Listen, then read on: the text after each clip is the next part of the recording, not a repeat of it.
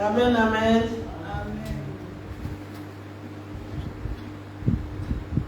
Amen. En tout cas, dans Bamboli, moment où nous quittons sa parole, et puis nous remercions les sous apôtres et il y a un privilège, il y a pour partager parole, il y a peuple de Dieu, et puis dans le lobby les sous merci. Na motunyo sur Azali Awa et puis n'a pas bon prophète soyez les bienvenus et merci de partager parole. Alléluia. Amen. Nalingi na lobe la sémence de la parole. Alléluia. Tous allez na Marc 4. Tous allez na Marc 4. On va dans la 1 ti na 8. Alléluia. Parole. Jésus se met à dire de nouveau, à enseigner au bord de la mer. Une grande foule s'étant assemblée auprès de lui. Il monta et s'assit dans une barque sur la mer. Toute la foule était à terre sur les rivages. 2. Il leur enseigna beaucoup de choses en parabole et il leur dit dans son enseignement: écoutez, un semeur sortit pour s'aimer. Comme il s'aimait, une partie de la semence tomba le long du chemin. Les oiseaux vinrent et le mangèrent.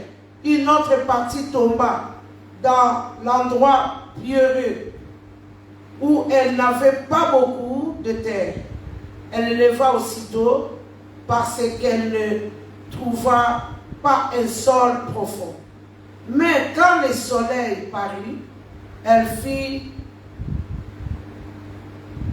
brûler et sécha, faute de racines. Une autre partie tomba parmi les épines. Les épines montèrent et étouffèrent, et elle ne donna point de fruits. Une autre partie tomba dans la bonne terre, et elle donna du fruit qui montait et croissait. Et elle rapporta 30, 60 et 100 pour un. Parole du Seigneur. Amen. Alléluia. Amen. Donc, awa, la histoire, il y a parabole, il y a sémence. Il y a semeur. Alléluia. Donc, awa toujours comme on a semeur et zali yemo konzame. Alléluia. Et la sémence, c'est la parole qui est Jésus-Christ. Et puis les chants, c'est nous les chrétiens. Alléluia. Donc, awa toza comme on a Jésus a bimi la barque pour la côté. Mais abani côté la parabole. Alléluia. Abani côté alobi abani côté teya. Mais ezali ne li sese moko boye. Eza kolobake. Ezali awa tozana 4 sortes ya chrétiens. Alléluia. Tozali na ba chrétien mususu oyo ke tangwa yoki liloba oye bimi parce que liloba ya monde sala kabiso bato. Liloba bibelobi c'est la parole, c'est une lumière à nos sentiers. La parole est une lampe à nos pieds. Et puis tout le monde se l'a dit que oeza ane la biso ya lumière. Donc oeza ane ya lumière. Donc biso ba dans l'ensemble tozali kotambola selon la lumière. Donc awa na explication ya parabole na biso ya semeur. Awa toza komona les uns sont le long du chemin, hein? Semence mususu et quoi na long du chemin. Awa c'est tout mon explication. Toke na 15. Toke na 15 na Marc 4 15. Les autres expliquer ça. Na 14 le semeur sema la parole, hein? Voilà Jésus Christ. Aïe pour la pesa la bonne nouvelle. Oui, il faut changer mutu. Oui, il faut bongola mutu. Oui, comme il s'agit de nouvelle créature. Oui, comme il s'agit de moto la sika. Alléluia. Donc Jésus a fait sa parole. Mais quand Jésus a fait sa parole, tout ça comme on a sorti à ma première chrétien. Tout le monde est sorti à ma première chrétien. Bango, parole est quoi dans le long du chemin. Alléluia. Dans le long du chemin, et l'accident est bimi aussitôt même sur place. Tellement ton de distraction, tellement on a posé, tellement on a calculé na mutu, okoya wana satan koya tout de suite à l'ongoli yango. Alléluia. Moi je bomba ni lobeate, tu okutali kana mutu la porte, bateya kini une église, obanjo beta mutu zero na fungo la kaye. Alléluia. Et si tout va chrétien les même va comme sous notre tête. Donc voyons bombeate, voyons comment la note exact. Donc comme il manque la porte, so va tenir là, passer la teya kini, au sani. Parce que yo sali la catégorie ya baoyo parole ko yaka dans le long du chemin. Donc parole est que ça la ko logoté, et ko bongo la côté, et ko transforma kayote, et ko changer le côté ya mo mona kaka. Yonde ozo fingi sa Yesu libala. Tu mutataka mbele na yo, jamais akoki ko ya église. Parce que parole yo kaka, et ko yaka dans le long du chemin. Alléluia. Amen. Et comme akala motema te. Pour ceux qui tiennent le motema dit ça pour recevoir. Il y a un Bible, le garde ton cœur, tout ce qui est tout. Donc, quand ça cala la motema te. Donc, yo parole yo tango yo kika. Même avant que tu m'abonnes. Tango quand on dans la dernière animation là, yo c'est ce que dit. Parce que et c'est quoi dans le long du chemin, Satan s'est tué yo yango. Tellement ça la porte yo sont ouvertes. Même aux l'église, aux yamba porta, même aux l'église, aux solo la carte. Donc, Satan kotika yo tenter, au garder moi parole, oui comme ça va pour une nouvelle créature. Parce que parole est ça plus que tout. Il y a un moment dans Jésus, celui qui ne mange ma chair et mon sang ne peut être mon disciple. Parce que parole est, et tout ça la biso bateau. Alléluia. Donc, il y a un moment là. Donc il faut qu'on soit assis. Au coco, ça va sur le chemin. Alléluia. Au coco, jamais. Ah, la deuxième, tout ça comme on a, les autres, pareil, perçoivent la sémence dans un endroit plus heureux. Quand ils attendent la parole, ils perçoivent d'abord avec joie. Donc, ah, on se soit la joie. So il a mis la sonde dans le ciment. Awa, donc, batuoyo bayoka ka parole na long du chemin, souki wana, ezali lokola, au moment où le peuple Israël est bimaki na Égypte. Donc, bimaki, na ba égyptien la carte. Autre même bango ba ramasi, alléluia. Donc, ba ramasi, ba tourner la carte église. Yamona yo ça vrai appelé, ça attention. So le moment où tout le monde va à l'église. Alibaka ma solo attend en pleine prédication. Fais attention. Aza ramasi. Batuoyo balanda qui peuple Israël.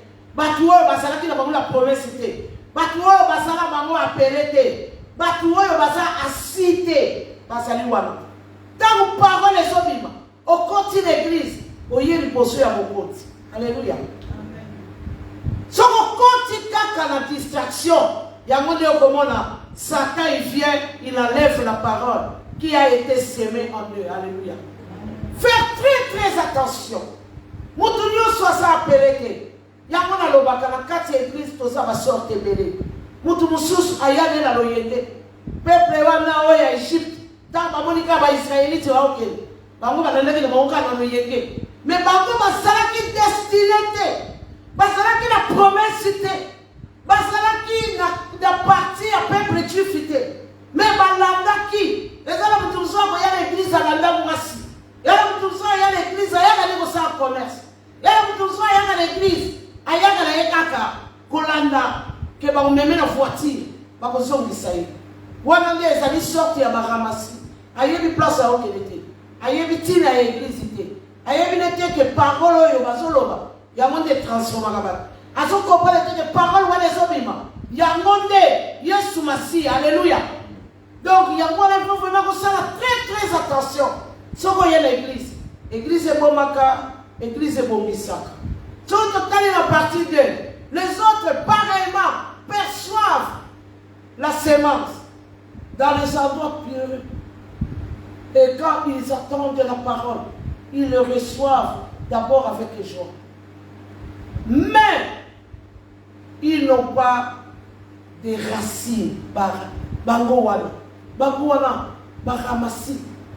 Aux autres racines de mon côté, en eux-mêmes, ils manquent de persistance.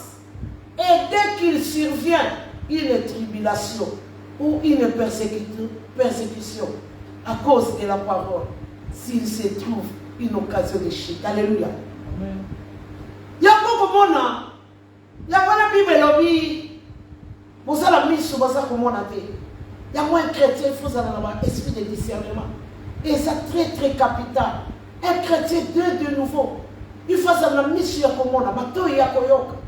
Il lui dit à Jésus, vous avez des yeux et vous ne savez pas comprendre et même discerner les temps. Donc au moment où Ayoka parole à l'église. Mais ce moment où on commence à l'église. On l'élit. Alléluia. Donc mon thème est tellement libanga. Donc il y a la même athée. Mais quand on soupe ma bengaye, Azana est appelé. Mais Azana a distraction. Alléluia. Ozano appelé. Total il va te le la pierre. Attends pour la qu'il a Jésus. Allah la qu'il a Jésus. Azala qu'il a Jésus. Azala qu'il a sur la Jésus. Mais Jésus a son talent à million. Dans ça moment la monnaie a réclamé. Même quand on a vraiment Jésus, il y a déjà Wangala qui est. Mais pourtant Pierre Azala qui a appelé. Alléluia. Azala qui a appelé. Pierre, oh il m'a lobby sur toi, je bâtirai mon église. Oh il m'a fait ça qui clé de l'église. Mais Azala qui a distraction. Il y a la Bible lobby, réveille-toi, toi qui dors. Sortez au milieu de mon peuple. Et ça n'a pas tout épelé, ça n'a pas appelé. Mais, faute de la distraction, il y a un moment où l'histoire il y a Élie. Élie, Azamoto, Aboma qui 450 prophètes de Baal. Mais Ayoka qui Jézabel. Quand Ayoka qui Jézabel, Élie a dit qu'il est sous le même été. Alléluia. Au coquille qu'on s'en appelle. Mais position na yo. Parole et kokwe ya na mabanga. Ya kwa mwana biso yo. To umela banda to utamo. To yana nzame. O mwana mutasu ya male basukona. Mutasu ya male. Suko tali mutu place uta musika. Lobi ya committee archbishop. Parce que eza la biloko mususu ta ko avancer. Ozotika. Ba vraie conversion. Ba né de nouveau. Biloko nyonso yo eza na litomba te oza obligé otika. Donc oza appelé mais otika li écriture otika li na badoute na mona ba chrétien la kati église chrétien ba kwa kili mbasu to bondela te na soki de Congo na Congo kula basali sakambasu. Oh peuple de Dieu yango wana maloba oyo tozo yoka kanga yango Bible lobi tia yango na bapoto afin que otanga kayango le nyonso elle kayote yango na mona nzamba zoloba la Josué que cet livre de la loi ne s'éloigne point de ta bouche afin que tu réussisses. On ne joue pas avec la parole de Dieu. La parole de Dieu c'est Dieu. Alléluia. Voilà pourquoi la parole est une lampe à nos pieds. Quelqu'un qui marche dans la parole, c'est quelqu'un qui a vécu. Alléluia. Il y a un moment où on a Satan et comme Mekaka à Jésus. Après, Jésus t'a dit la parole. Si tu es fils de Dieu. Alléluia. Il y a voilà l'élo. Tout ça pour la histoire, il y a la parole. Parole, et ça dit que Moutou, Azala assis. Ce qu'on y a mis parole, mais il va soucier à mon kilo, aux alarmes, on comprend que même si Satan attend là, ça finira par s'accomplir. Alléluia. On a appelé nos tika dans la doute. On y a fait l'église, mais on a quelqu'un dans la doute. Si on va pas tenir ma malade, on a dit ma coute que prier au salaki et qu'on y copie qui sont. Si on va pas tenir chambre, bah continue 3 jours, bon on dit ma Bible, alléluia. Pour la toute l'incrédulité. Oh, on a un vrai chrétien, bah ça là yango. Il y a des photos comme appelle ça, né de nouveau. Et l'on lui a dit Nicodème, je dois rentrer encore dans le ventre de maman pour renaître. Donc il faut qu'on naître de nouveau. Mon Dieu a comme naître de nouveau. Je vous dis ma porte de ma maman bango. Otika, alléluia. Otika, oningate. Ma maman bango le quoi on continue maman. Et ça pas trouver ma tchèque mon tour à 4. Et ça pas trouver ma sauver qui est sous Paul à bangote. Lui-même dit celui qui veut sauver sa peau la perdra. Bango ma tchèque mon tour à 4. Y'a mon moni ma longa qui. Y'a mon moni qui tire le lot. Lui c'est tout ça qu'on obéit la parole, alléluia. Tout ça qu'on obéit la parole.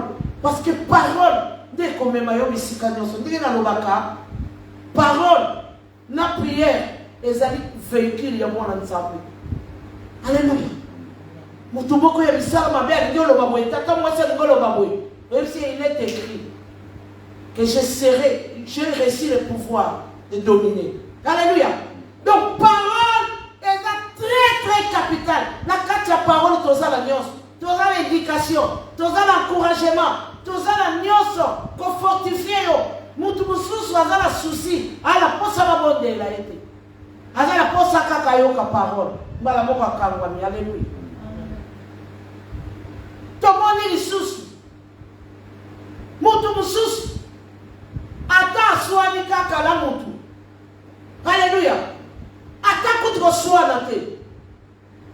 Tellement parole les autres quoi il y a dans mon thème parce que mon thème parole ce qui dit payant dans ma belle il y a bien il y a vous de quoi aider yo mais tellement parole les soit que si kate même celui n'est pas tala qui yo kana on kele sou kuna ah au moins la fille mo katala ina maman pasteur ninga tala ina non na on kele sou kuna parce que a koki kokoka tribulation te a koki kokoka ni persécution. Or, Moutouya koleka, persécution la tribulation ne peut être le disciple de Jésus. Yemoka lobi, laimoko, nzete ya mobesu, basalinga boy, bongo bino nzete ya pokauka. Oboy persécution, oboy ko passer par le désert. Christ est passé par le désert. Oboy ko passer l'emprisonnement. Christ a passé dans le Gethsemane. Yo lingite, mais ils n'allaient pas sur coquille comme un disciple de à modèle, alléluia. Caractéristique, il y a ma disciple. Un disciple c'est comme son maître. Un disciple c'est quelqu'un qui fait comme son maître, qui subit comme son maître. Ma chrétien va avoir une persécution. Ma chrétien va avoir une tribulation. Si vous voulez dire même aux chrétiens. Alléluia. Il y a un moment où Jésus à ce monde de la chrétien. À ce moment de la disciple, alors ça sera mal fait. Que bino, bokende, ceux qui voient bien panza. Dans ce monde de la bino, bokende, kuna dans Jérusalem, la chambre haute, kuna ne bokosela, et l'oko il pour rendre bino capable. Alléluia. Chrétien où il y a comme une de nouveau, baptisé de l'eau et de feu. Alléluia. À chrétien où il y a banga sous persécution. Avec chrétien, il y a pas de ressources, tribulation. Azali est un témoin de Jésus. Azali chrétien, azo témoigner comme la Yesu, alléluia. Moi, pas si vous que vous savez si le début, il y a pas sur l'église. Alléluia. Il manque là de persistance. Et dès qu'il survient une tribulation et une persécution, Batiki. Alléluia. Oh, place nous on a dit bah yo aussi comme chrétien. Bah yo chrétien parce qu'il y a qu'Idriss. Bah yo chrétien pour quand la camille sur ça la prière. On a la bonne de la camille de l'okuta. Alléluia. Oh coco sangata on a la mokili. Puis somme nyo sur bana 1 à 150 récitation. Alléluia. Récitation la boutou. Là on a la mokili. So yo qui voiture là. Musique. La police a le micro, arrête la musique. Alléluia. Tribulation il y a. Tribulation il y a, on peut lâcher. On cotica. Parce qu'on peut y compte à la chambre haute. Parce qu'on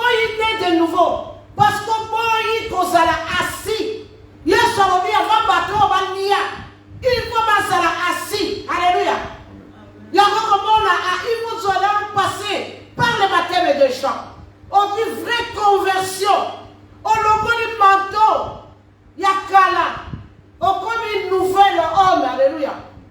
On cococa persécution. On cococa tribulation.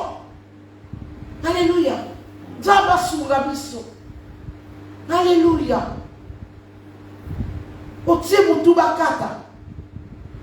Balobi, la foi c'est la folie. La foi est ça le col à bâton. Alléluia. Foi est ça le col à bâton. Otala kala pembelité, otala kala droite, otala kala gauche.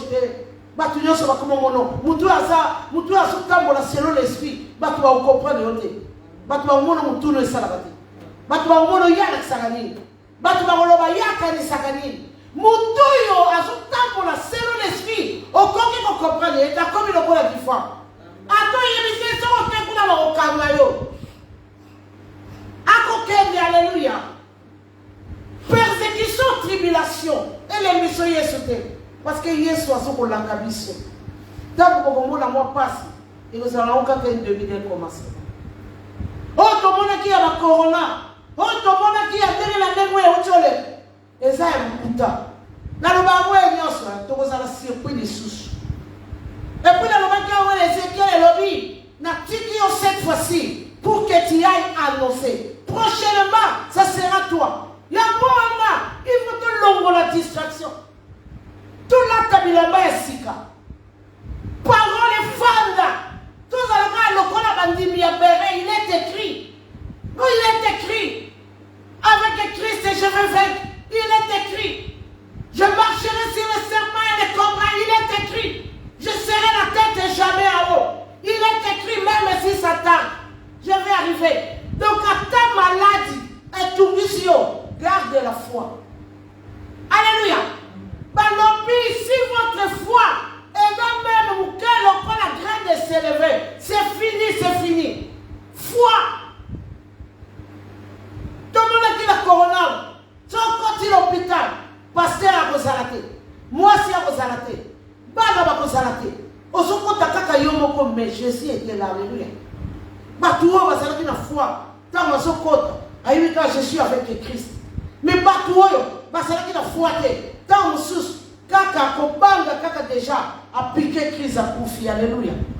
C'était grave, c'était grave. Et c'est là que Poko Moko, où il a enseigné mon tout vraiment aux à la passe. Et alors nous devons marcher selon la parole. Il est écrit. Au Yokili Kamoy, Yowanokei, au vérifié.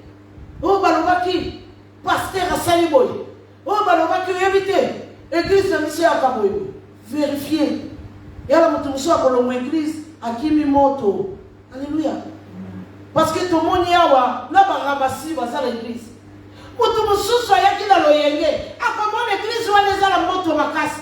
À bandi pour tirer là. Nous, on a fait qui ça? T'es dans aucun jour qu'on a dit. Tout le monde a mis sur. Tout le monde est. Ah, alléluia. Nous, on a fait qui ça? Nous, sommes qui ma moto. Moto va dire que ça y est. Moi, expliquer yo exact. Yo paix aveugle que tu es. Moi, yo comprends que yo kabino mi balé ok. Parce que on a kotambola selon l'aveugle. Alléluia. Mutu yo aza kotambola na lo yenge. Oyo akoko partenir na ba ramasi. Donc hier à qui garder parole était l'okuta. À cause de la distraction, à cause des portes ouvertes, le diable lui-même il vient, il prend ça. À qu'on permettre ok, les solidaires, alléluia. Et puis, à la 18, d'autres reçoivent la semence parmi les épines. Ce sont ceux qui attendent de la parole. Mais en qui les soucis du monde de ces siècles, la séduction et des richesses et l'invention des autres convoitises étouffent la parole et la rende infructueuse. Alléluia. Donc, awa, les amis mutuoyo, ayoka kalebe parole, croyant, azalepe mondimi, mais l'icolo ya souci ya siècle présent, oya apôtre Paul alobi, nyoso, okobomba yango te, okobomba te, oza l'église, ofuti na likele mabatu te, alléluia, oza l'église, oza okanisa, biloko moko kuna, il faut que vous retirez. Donc, vous êtes tellement nanu, na makambo nyonso, oyo batu ya siècle présent, baza kosala. Bible a même à qui les soucis du siècle, la séduction des richesses. Donc, vous semblez là, mais vous avez la pensée ya mokili oyo. Donc, wana vous avez un problème, et vous avez un croyant, oyo ya siècle présent, bazo souffrir. Pour yango, olingi nzambe, et le bien à apôtre Paul. Ce que je fais, je ne vais pas le faire, mais je le fais. Tellement olingi nzambe, mozo koka kokabwa na mokilité. Ils ont péché au pouvoir dans nzambe. Ils ont commis des séparations à yo dans nzambe. Oyo Romains 12 dès l'obinabiso. Ne vous conformez pas au siècle présent, mais soyez transformés par le renouvellement de l'intelligence, afin que vous discerniez quelle est la volonté de Dieu, ce qui est bon et ce qui est agréable et parfait. Alléluia. Donc, autant la kaka bilula yo chrétien, chrétien autant d'abanyongo, chrétien tongo soketani, babani ko finga yo ko soigner so likolo ya banyongo, ndenge ni ko garder parole. Ndenge ni ko sambela. Soko ni ko bala ko sambela. Téléphone lelo fini mo na mishi. Ko pesa te loba mama sa te. Alléluia. Okozala na kimia te, okozala na vérité te. Alléluia. Parce que biloko ya mon mokili eza ko réclamer yo. Donc oyo nyoso conformément au siècle présent aux akuna. Place à musiki ozali. Place ya fête nini ozali. Basala boyetongo la koka partout. Oza tantôt plutôt. Ndenge ni regarder parole. Alléluia. Soke yem mbala boke za étouffé. Pour Bible lobi avant obondela. On peut ça mabota. Tele obongisa la ndeko, n'est-ce pas? Si on tourne banyongo, okima kabanyongo. Oza okima la téléphone. Ndenge nini okangamisi songo kangamisi cette charge dans okosa yo mokosa conscient. Alléluia. Donc voilà les chrétiens oyo ya siècle présent olingika bamona yo ngala silate bakalisi ni lelo ba sentir l'église lelo ba mona mikolo ko tuloko le tek bandi ba sentir. Les chrétiens à siècle présent, tout comme les chrétiens, oh, les koufa. Alléluia. Chrétien, oh, ya koufa, alléluia. Oh, koufa. Oh, yo, comment t'as la volonté à Zam. Zam a remené la gauche au cœur. Et le bien à Abraham, à Zom à l'autre. Si tu vas à gauche, moi je vais à droite. Si tu vas à droite, moi je vais à gauche. Parce qu'Abraham avait confiance à son Dieu. Il y avait une question à laquelle à gauche. Nous sommes alléluia. Des chrétiens qui marchent selon la volonté de Dieu. Qui ne marchent plus comme eux. Qui ne voient plus comme eux. Qui ne pensent plus comme eux. Nous avons la pensée à chrétien. Alléluia. Les chrétiens, oui, Bible dans Matthieu 6, 33. Cherchez premièrement le royaume de Dieu. Et la justice de Dieu. Et toutes les choses vous seront données. Alors oui, j'ai béni mes bien-aimés pendant le sommeil. Alléluia. Il y a tout ça qu'on met la grâce. Pour ça, mélodie. Si la ligne là, la mouka boutou. Pour n'a que le luka. Il y a pesa kabaou, il y a yéta on va la lupongi. Alléluia. Un chrétien, à sa moutou, fondé sur le roc. Avenir là, il est assuré. Bible lobby non lendemain. Et rassuré à Dieu. Alléluia. Il y a un vrai chrétien. À sa moutou, on va la soute. Moto ko même mayote dans l'oyenge. Parce que yo moko zoye ba que non il donne à ses bien-aimés. Pendant les semaines, même si ça tarde, ça finira par s'accomplir. Alléluia. D'ailleurs, le lot, comment de la chrétienne moko. Bima la distraction. Alléluia. Bima il envoie sa parole. Sa parole est produite. Donc avec la mission de la lumière. La parole est une lumière à nos sentiers. Parole est pour la question de là. Bima ma chrétien oyo ya souci à siècle. Ya la teni boyenga ipe. Okomo swana la tata na bana na ndaku. Pour mona kindeko ala teke lobo. C'est comme fin du mois, na ndaku na yo comme problème. Alléluia. Les chrétiens de ce siècle. Bango ba somi ndaku. Biso pe photo de les sommes. Au moment où bango ba somi ki voiture ensemble la nene. Saint-Esprit akoya kofanda wapi? Saint-Esprit akozala wapi? Bible lobi tout ça là né de nouveau. Ba chrétien oyo tolobi na fait ça. D'autres reçoivent la semence dans la bonne terre. Ce sont ceux qui attendent la parole, la reçoivent et portent du fruit. 30, 60 et 100 pour un. Et ça va chrétien oyo ici va là tu vas fruit de l'esprit. Au Galate 5 venez l'homme la mission. Chrétien voilà silika asoupi. Chrétien voilà a tout tenté l'ennemi. A tout c'est caca. Et ça va chrétien pour quoi il mate église. Pour avoir l'esprit oui supporter kamabe. Avoir l'esprit va semence et tout supporter mutu ya mobulu. Azako supporter, azako même fado. Oye le point la balle non ndaku. Azako tungisa yo zo supporter ba. Bakati ndaku na yo za balle mususu. Bakoma ba vagabo. Ozako supporter ba. Et ça va chrétien oyo va porter ba fruit.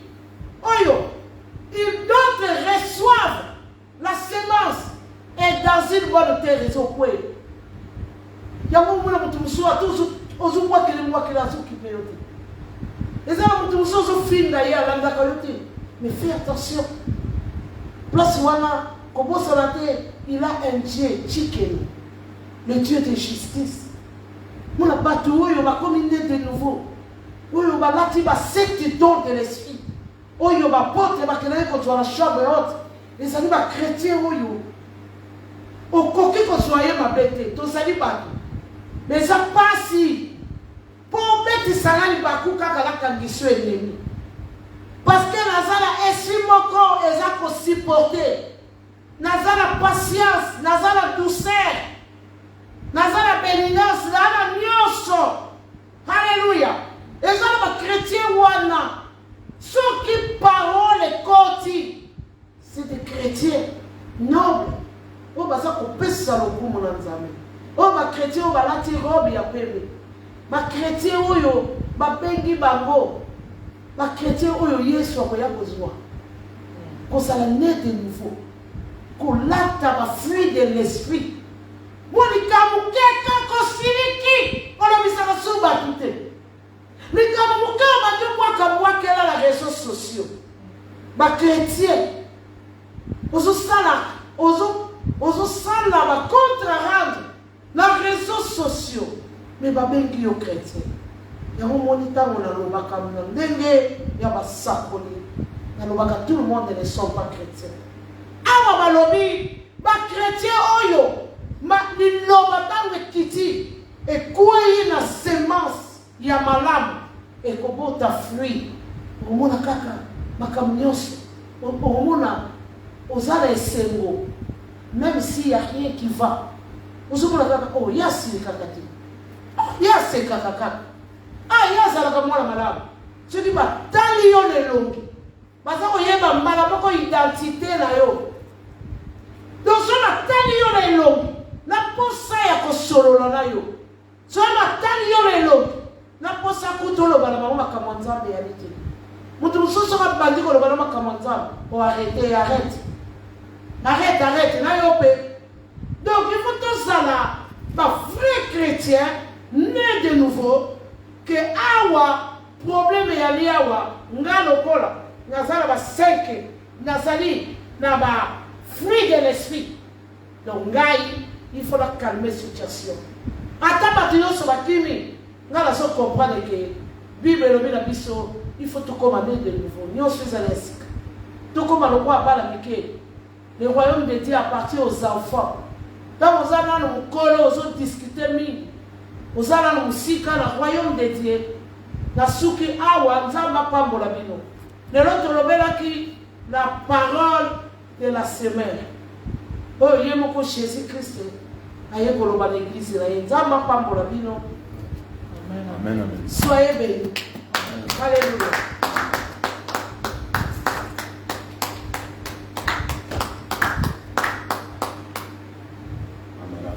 Amen, amen. Je parle exemple pour la parole.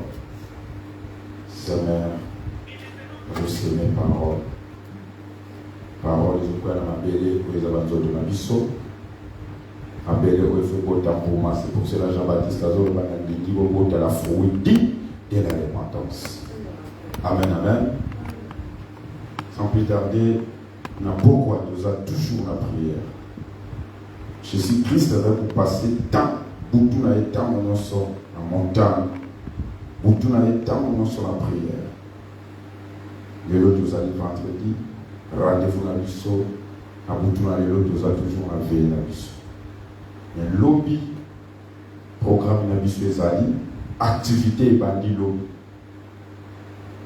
loi et sémence. Activité bandi lobby, nous avons un prophète, nous avons un Awa. Depuis ce temps où Samuel a dit Israël, si Israël va arriver à annoncer quelque chose. Chaque fois, le prophète va arriver à annoncer quelque chose. Le passage n'a pas annoncer quelque chose. Avec un lobby. Nous avons ébélé, lobby, nous avons activité dans la 15e, passage de la prophète. Prophète est un signe, prophète est un liste, prophète est un langage et un temps. Quand nous avons passé Samuel au Bimanaï, passage de la ils ont annoncé quelque chose.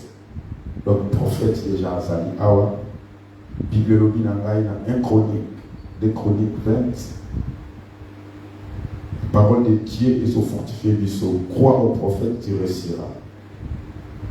Le prophète, ils ont annoncé quelque chose. Lobby, activité, ils ont dans la 15 heures. Dans la 15 heures, tous à Awa. Dans l'air, on peut aller pour développer Satan, la parole et les camarades. Alors, la loi est sémence. Donc, on y a sémé tant qu'on y tant qu'on y dollar. Réveille-toi, toi qui dors. Jésus Christ, ma disciple, ma travailleur, mais maître, Tolona qui moumaya bien, Tolona qui bleu, mais livré et oudi, wapi. Jésus Christ, on dit tango, pino, olalaki. Parce qu'aujourd'hui, beaucoup de chrétiens, lala. Beaucoup de chrétiens, lala, lala qui malade, malade, livré. Problème, nous faisons changer, livré. Parce que la prière, des prières changent tout. Donc, lobby, activité dans le Sozo Banda, à 15h, à partir de 15h, Assemblée chrétienne Chama, invité tout pour être arrivé à prophète, ils ont annoncé quelque chose. Dans l'arche, ils ont zonga en Israël, David a bina, Kamabina, Yassika. Parce que quelque chose, ils ont ikabod, ils ont l'eau. Gloire et ensemble, ils ont mis en Israël. Prophète, vous allez dans je pense que l'eau est parti à 15h. Tu es invité partout. Tu es en air. Pour adopter sa temps, on y sur en air. Pour adopter sa espace, on va bien la prédication. C'est à été zambé à part pour la mission. En cas de prière. Nous en remercions. Bible, nous vient un jour devant ta présence, qui est Milan Ibanda. Tu es dans la présence, nous zambé, oyo, opesa akimia. Quand on n'a pas de vie, on a des gens qui n'ont pas pour la boyoka yo. Zambe na lola tika ete okokisa posa ya motema na yo. L'Éternel le Saint-Dieu oyazali na maladi yo nde Jehova Rapha.